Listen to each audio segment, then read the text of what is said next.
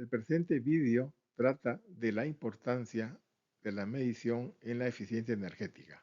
Comenzamos. El contenido se muestra a continuación.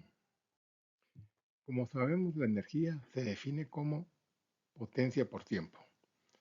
Si lo vemos a nivel de electricidad, sería kilovatios hora es igual a kilovatios por hora. Por tanto, la energía se puede gestionar modificando la potencia o bien modificando el tiempo de uso. La medición de los recursos como energía, agua, etc. es una actividad determinante en cualquier instalación porque responde a las preguntas tales como cuándo, cuánto, cómo y dónde se consumen los recursos y cómo se pueden gestionar. Para esto es necesario contar dentro de la instalación con lo que se conoce como submedición o medición secundaria. Y la medición de un sistema está conformado por medidores, dispositivos de comunicación y software. Por tanto, al empezar, se pregunta si se mide toda la instalación o parte, con qué frecuencia de tiempo se deben de realizar las mediciones, cuánto tiempo se deben de almacenar los registros medidos, si existe alguna norma o estándar a seguir y si los reportes de las mediciones deben ser diarios, semanales, mensuales, etc. También es necesario preguntarse cuáles son los indicadores del desempeño energético que se necesitan. También nos podemos preguntar si se puede costear la energía, ya sea por función, por área o por proceso. ¿Cuál es el ahorro que después de implementar un proyecto de eficiencia energética se puede obtener? ¿Y cómo determinar si las medidas implementadas han mejorado la eficiencia energética? Las respuestas a las anteriores preguntas se logran a través de una metodología, una logística o un protocolo. Es por eso que utilizamos el protocolo IPMVP, que significa International Performance Measurement and Verification Protocol, es decir, Protocolo Internacional de Medición y Verificación del Desempeño. Este se originó porque la preocupación por la eficiencia energética comenzó alrededor de los años 80, a través de la Asociación de Profesionales de Eficiencia Energética AEE y el Instituto de Ingenieros Eléctricos y Electrónicos IEEE, así como también la Asociación Americana de Calefacción, Refrigeración y Aire Acondicionado, conocido como ASHRAE.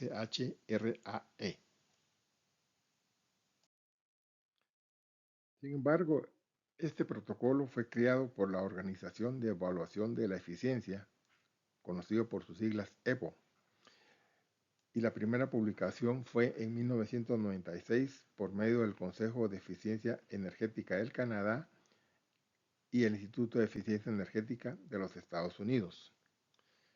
Por tanto, el protocolo IPMVP es un conjunto de normas y mejores prácticas reconocidas a nivel mundial para medir y verificar el rendimiento de eficiencia energética y de conservación de recursos. ¿Cuáles son los objetivos del protocolo IPMVP en una instalación? Podemos empezar que es establecer un sistema o estándar para la medición y verificación del desempeño energético de una instalación. También puedo mencionar que proporciona un enfoque sistemático y transparente para evaluar el éxito de proyectos de eficiencia energética en las instalaciones. También cuantifica los ahorros energéticos de las medidas implementadas, así como justifica las inversiones para mejorar la eficiencia energética. Siguiendo con los objetivos, verifica la efectividad de las medidas implementadas en una instalación, identifica oportunidades de eficiencia energética, es decir, lo que se conoce como ECO, y desarrolla estrategias para reducir los costos. También establece una base de referencia, conocida como línea de base, del desempeño energético que se tiene en ese momento en una instalación con el propósito de evaluar futuros proyectos de eficiencia.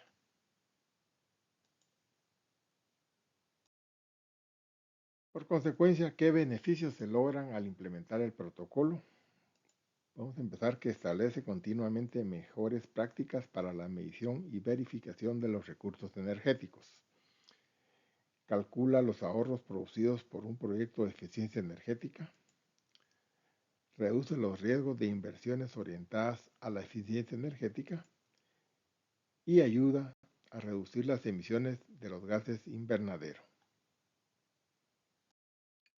Entrando a qué estrategias se requieren para la implantación del protocolo, podemos empezar con definir los objetivos, es decir, qué se va a medir, si es un área clave, un proceso o toda una instalación, y qué áreas o qué tipo de servicios se van a medir. Esto es lo que se conoce como dominio. Por ejemplo, encontramos el dominio de climatización, el dominio del aire comprimido, dominio del agua, etc. Una segunda estrategia es qué consideraciones se requieren del sistema de verificación y medición. Entonces podemos establecer qué parámetros se van a medir, si por ejemplo es energía eléctrica, potencia, voltaje, BTUs, galones de agua, etc. En base a eso se define qué tipo de medidor se requiere, qué datos estadísticos están disponibles o se pueden generar y cuál es la línea de base energética. Otra estrategia a seguir es revisar la información de la instalación. Así tenemos los planos de la edificación, el diagrama unifilar, otros planos eléctricos, mecánicos, plomería, etc. Y luego definir el diseño. A eso nos referimos a definir los dominios, la ubicación de los medidores, qué variables se van a medir y la frecuencia en que se van a medir. La siguiente estrategia es seleccionar el método de medición y verificación del ahorro de energía. Esto se conoce como límite de la medición porque define la cobertura de las medidas de ahorro, es decir, en toda la instalación o en una parte de la instalación. Aquí encontramos primero una opción A que se utiliza en una sola parte de la instalación, o sea, áreas o procesos, y mide solamente parámetros clave de la eficiencia energética. La medición puede ser puntual o continua y utiliza datos históricos. Por ejemplo, medir las temperaturas en un sistema de aire comprimido. La siguiente es la opción B, que es similar a la opción A, pero se miden todos los parámetros de un proceso o de un área. La medición usualmente puede ser puntual a través de auditorías energéticas o puede ser continua. Por ejemplo, encontramos medir todas las variables en un sistema de aire comprimido como temperatura, presión, niveles refrigerantes, etc. La tercera opción se aplica para evaluar medidas de ahorro que afectan a toda la instalación. Por lo general requiere mediciones de manera continua. Por ejemplo, el control climático, como podría ser temperatura, presión, humedad, en un cuarto de almacenamiento de medicinas, por ejemplo. Y la cuarta opción se refiere a una simulación del consumo energético de toda la instalación que se realiza por medio de modelos que incorporan las medidas de ahorro. Por lo general, esta opción se utiliza en instalaciones nuevas donde no existen datos. Otra de las estrategias es documentar los resultados en un informe de medición y verificación de la gestión energética. Y otra estrategia, por tanto, es calcular la línea de base energética de la instalación o parte de la instalación. Cuando hablamos de lo que es la línea de base energética, podemos decir que es una medida fundamental en la gestión de energía. Representa un consumo teórico ideal antes de aplicar cualquier medida de ahorro energético. En términos prácticos, consiste en un modelo matemático que establece la relación entre el consumo de energía y las variables que lo afectan. Por ejemplo, consumo de kilovatios hora en función de la producción, la climatización, la cantidad de ocupantes, etc. La línea de base energética se utiliza en combinación con la norma ISO 50001, la cual tiene como propósito gestionar el uso continuo de la energía en cualquier organización, ya sea privada o pública. La línea de base energética usualmente utiliza modelos de regresión, con lo cual es importante definir el periodo de tiempo, ya sea con datos diarios, semanales, mensuales, etc. Identificar las variables relevantes o independientes en el consumo de energía, por ejemplo, la producción total o por lote o por pieza producida, los galones de combustible por turno o el kilometraje recorrido, etc. Otro aspecto a considerar es la recopilación de datos. Debe hacerse en el periodo de tiempo seleccionado. Mientras más información se tenga, va a ser mejor. Utilizar los modelos por lo general son modelos de regresión lineal, sin embargo, no se limita a estos. La precisión del modelo se basa en el coeficiente de correlación R cuadrado, el cual mientras más cercano a 1 sea, va a tener una mejor correlación. Y el resultado va a ser una expresión matemática. Si en este caso estamos utilizando un modelo de regresión lineal, vamos a tener una ecuación que nos va a relacionar Y, que va a ser la energía, respecto a una variable independiente que va a ser X. Este es un ejemplo de un restaurante donde se aplicó un modelo de regresión lineal y se estableció como variable independiente el consumo de carnes con el objeto de calcular el consumo de energía. Por consecuencia, el modelo dio como resultado primero un coeficiente de correlación de 0.65, que podemos decir que no es el ideal, pero es aceptable. Y el resultado se manifiesta en la ecuación que se muestra a continuación. La gráfica muestra el consumo de energía en kilovatios hora en función de la cantidad de libras de carne consumidas en el restaurante.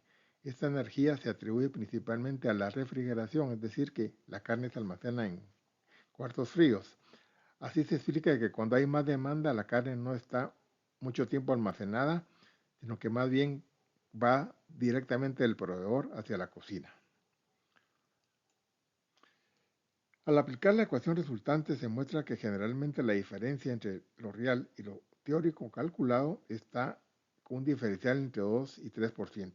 Cuando este valor es muy diferente, es conveniente investigar las causas que afectan el rendimiento. Para este ejemplo, sería interesante investigar qué ocurrió en el mes de noviembre. En el análisis del comportamiento de la medición y verificación encontramos tres tiempos diferentes. Primero, antes de implementar las medidas. Segundo, durante la instalación de las medidas. Y después de la implementación de las medidas. Ya entrando en conclusiones y recomendaciones, encontramos que al aplicar el protocolo IPMVP permite verificar con credibilidad que las medidas implementadas funcionan y ahorran energía a través de cuantificar sus impactos en el consumo energético y de sus costos para un periodo determinado. Segundo, la línea de base energética debe cambiar cada vez que las medidas son implementadas, por tanto debe actualizarse con cada modificación de la instalación. Tercero, la aplicación del protocolo IPMVP tiene como propósito de que la gestión energética sea continua. Esto se relaciona mucho con la norma ISO 50001.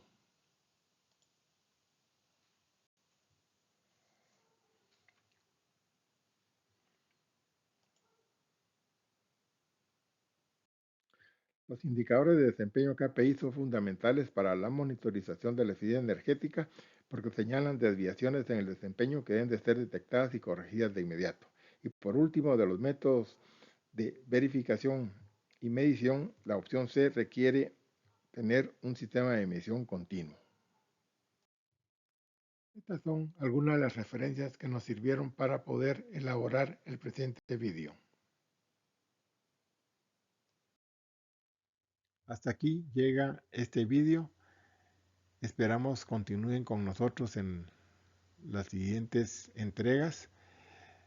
Agradecemos su atención y también sus comentarios o preguntas que nos pueden enviar al mail que se muestra en la misma.